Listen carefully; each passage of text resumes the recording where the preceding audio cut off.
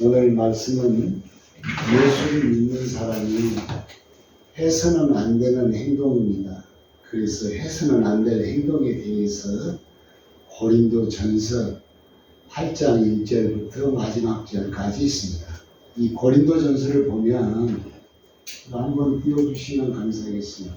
이 고린도전서는 저자를 누가 지었느냐면 바울이라고 하는 사람이 지었습니다.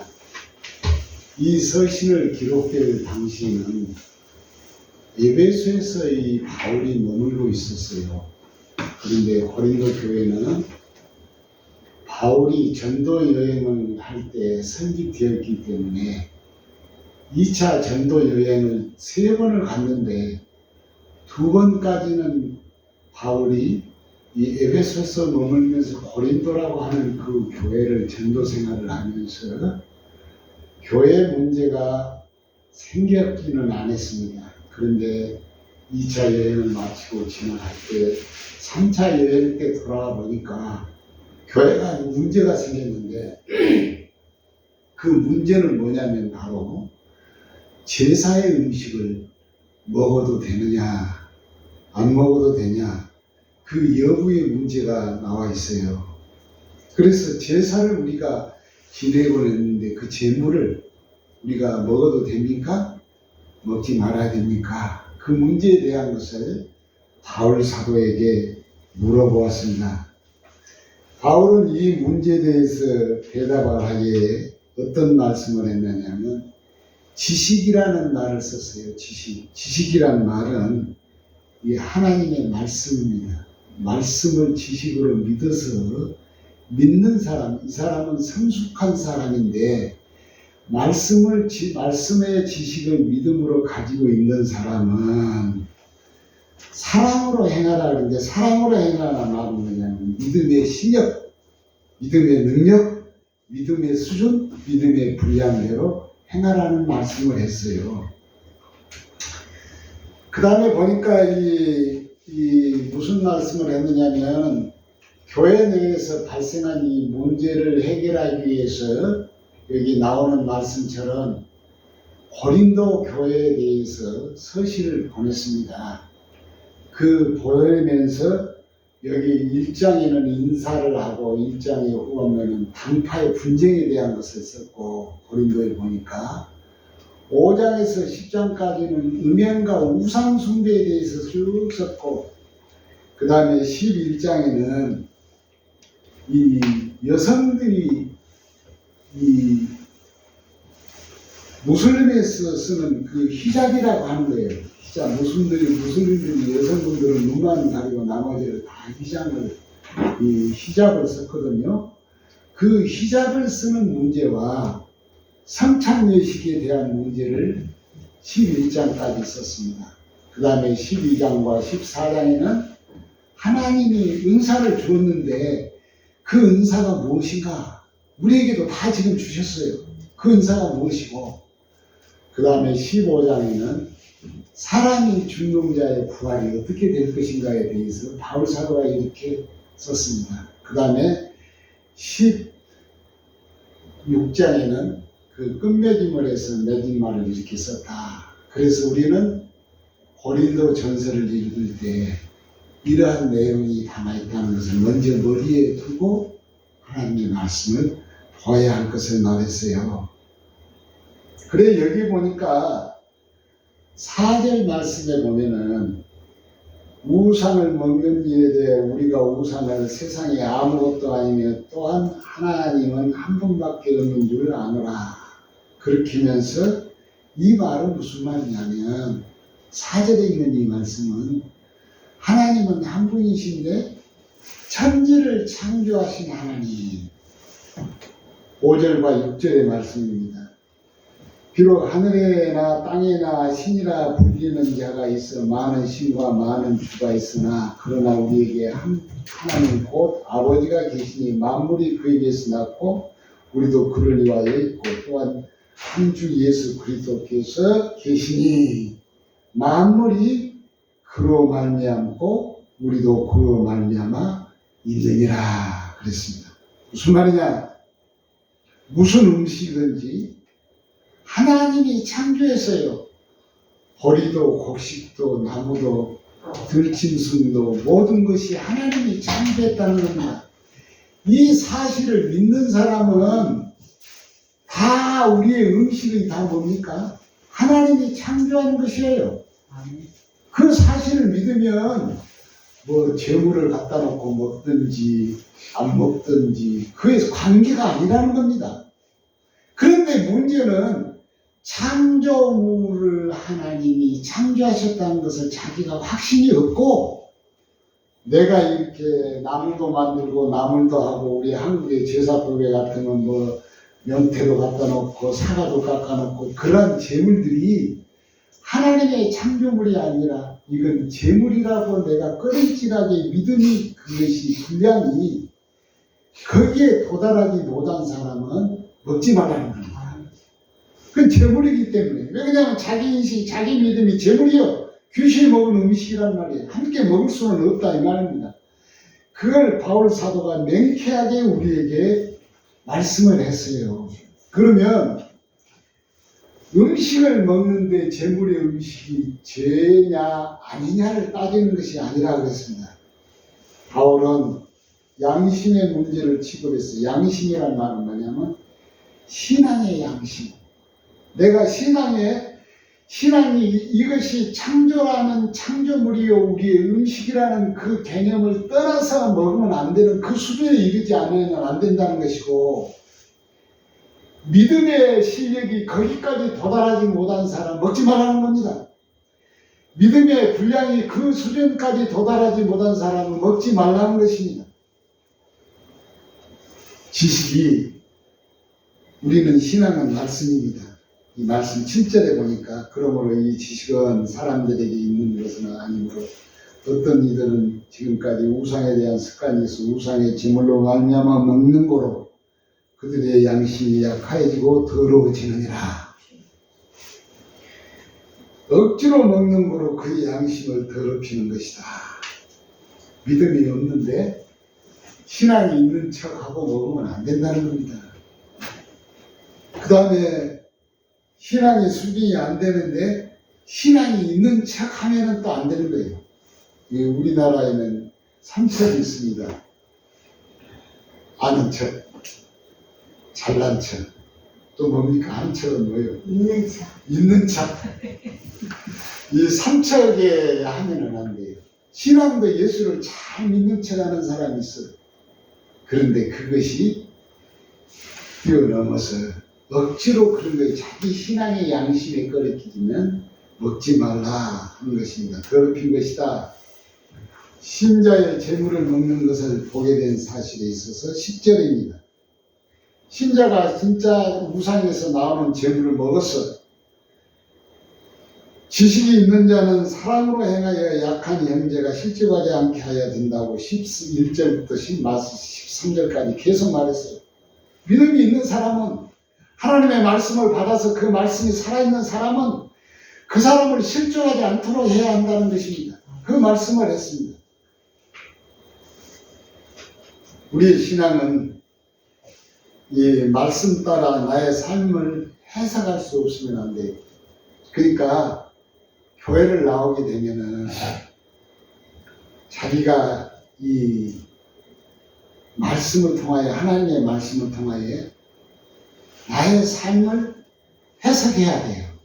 나 삶은 무슨 말인지 알겠어요? 내 삶을 해석하지 못하면 신앙생활 하는데 의미가 없어요. 하나님의 말씀이 나에게 말씀으로 있지 아니하고 그 나의 삶을 해석할 수 없으면 신앙의 의미도 없고 신앙의 능력도 없고 믿음도 없어요. 그래서 신앙은 내 인생에 하나님의 말씀으로 반드시 해석돼야 돼요. 나는 어떤 사람인가? 나는 무엇을 해야 되는 것인가? 나는 무엇을 먹어야 되는 것인가? 나는 어떤 행동을 해야 되는가? 어떤 삶을 살아야 되는가? 그것이 하나님의 말씀으로 자기 스스로 자기가 해석을 해야 돼요. 그런 깨달음이 없으면 신앙생활이 무의미하다는 겁니다. 그래서 내 인생이 망가져요. 어떤 사람은 하나님, 내 인생이 이렇게 망가졌는데 무엇이 잘못됐습니까? 그렇게 말을 하면서 이 내 인생이 온전하게 망가진 것은 하나님과의 관계가 어그러져 있는 사람.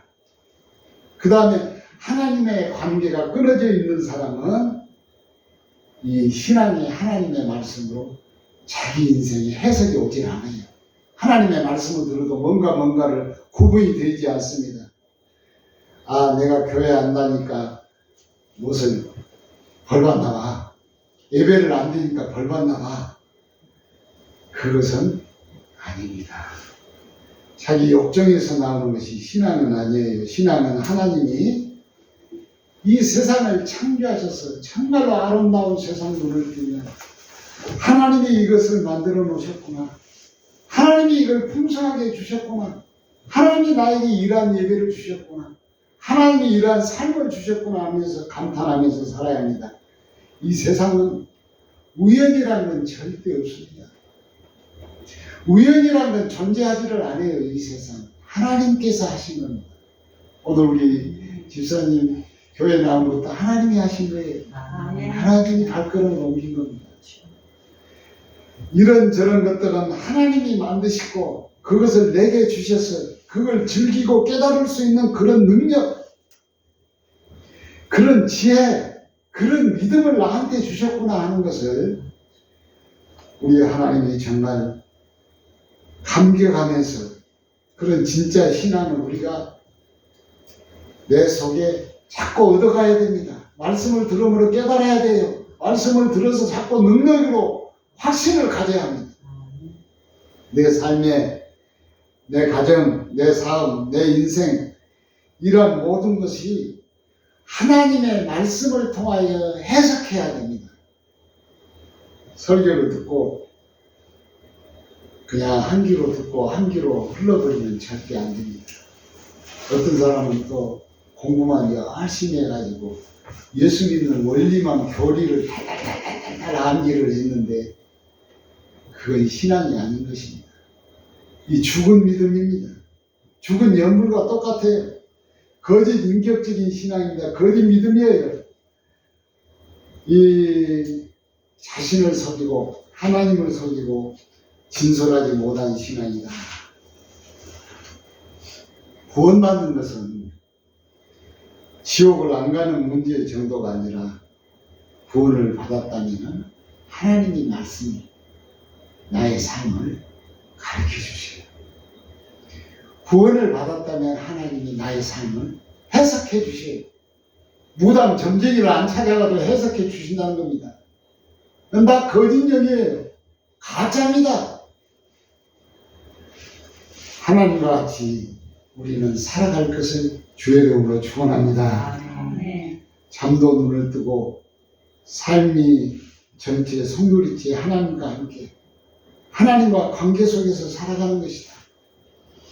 그래 예수를 알게 되면 그때부터 나 자신이 주인된 인간이라는 것이 뭐가 돼야 되냐.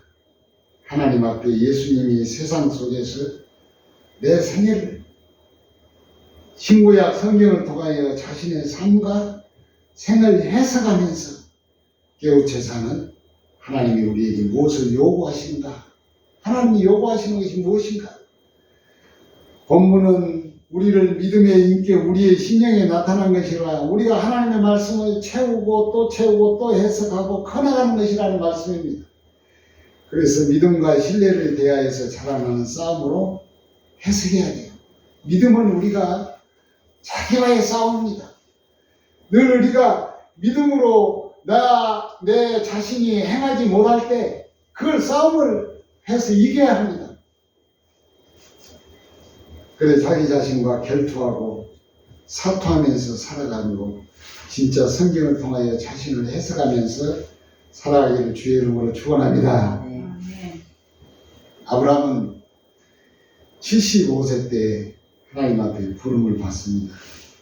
어디서 부름을 받냐면 하란이라는 곳에서 부름을 받아요. 하란은 시리아의 북쪽에 보면은 유프라데스 강과 티그리스 강이 이렇게 높이 올라가는데 그 북쪽에 보면 화란이라는 동네가 있는데 그 동네에서 하나님이 부름을 받습니다. 아브라함아, 아브라함아. 하나님이 불렀어요. 하늘을 보라. 별과 같이 수많은 자식들을, 백성들을 너에게 주겠다. 하나님이 약속을 했어. 그런데 85세가 딱 됐는데 10년이 지났는데도 자식이 날라 생각지도 않습니다.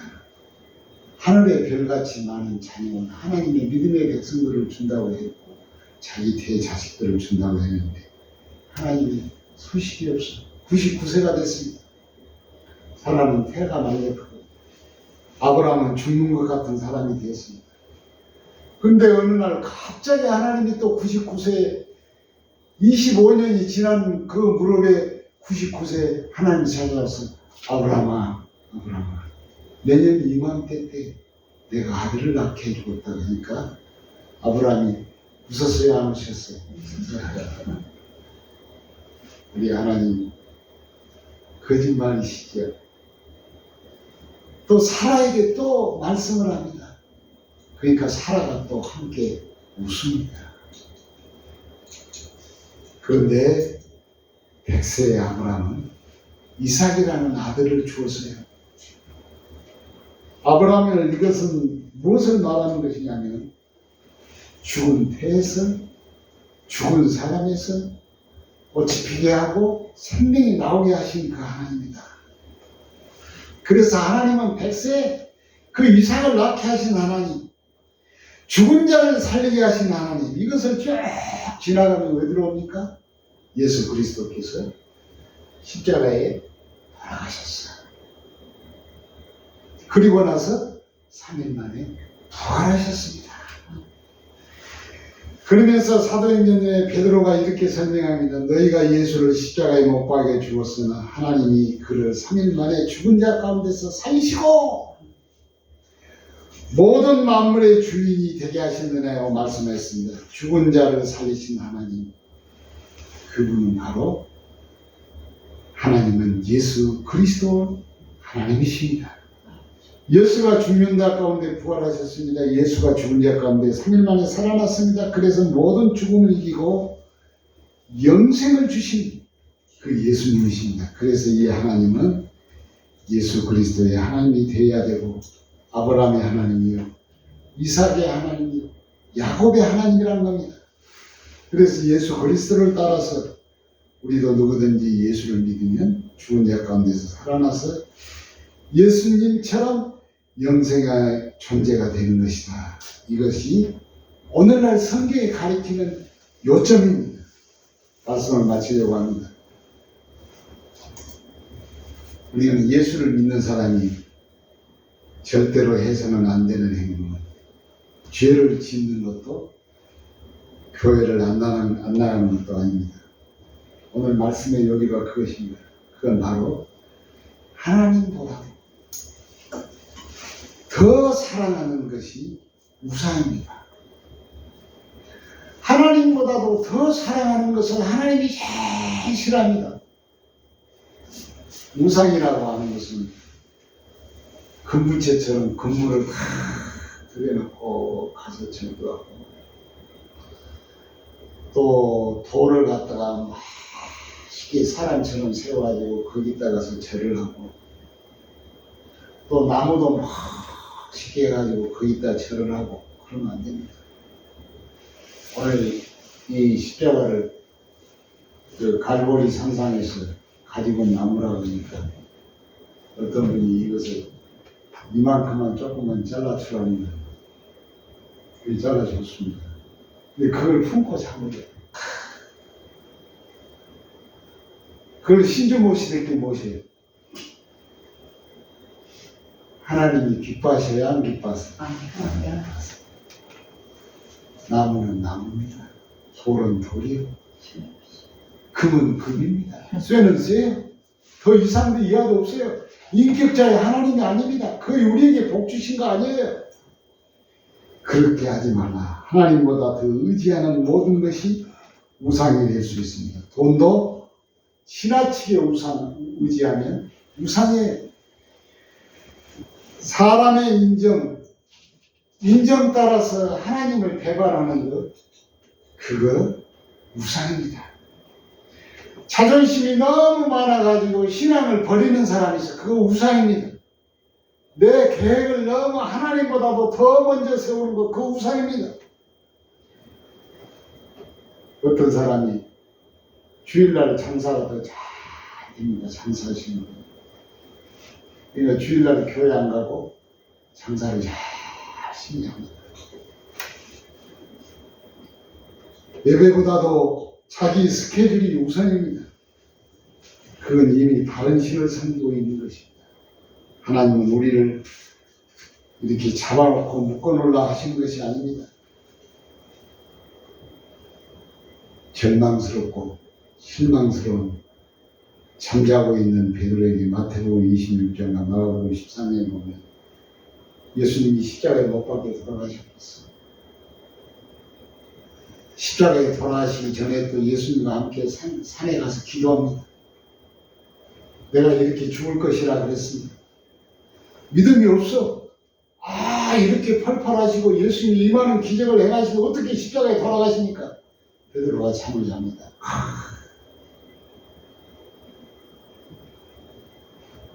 일어나라. 함께 가자. 우리는 잠자는 시간이 있을지라도 주님이 깨우십니다. 일어나 함께 가자. 이 모든 것을 주님이 구속하시려고 하십니다. 하나님 나라에서 삶의 가족은 관계 속입니다. 가족과의 관계 속. 너는 나 외에는 다른 신을 내게 두지 말라. 오늘의 말씀에 이어집니다. 이것은 단순한 명령이 아니라 내가 너를 사랑하니 다른 것에 묶이지 말라는 하나님의 초대입니다. 하나님이 우리에게 말씀하시는 초대입니다. 우리는 우리 인생 속에서 저를 알게 해주신 하나님, 말씀을 통하여 저 인생을 해석하게 하신 하나님, 하나님보다 다른 걸 더 사랑하지 말고 일어나 함께 가서 주님과 함께 동행하는 여러분이 되시기를 주의 이름으로 축원합니다. 축원합니다. 기도하겠습니다.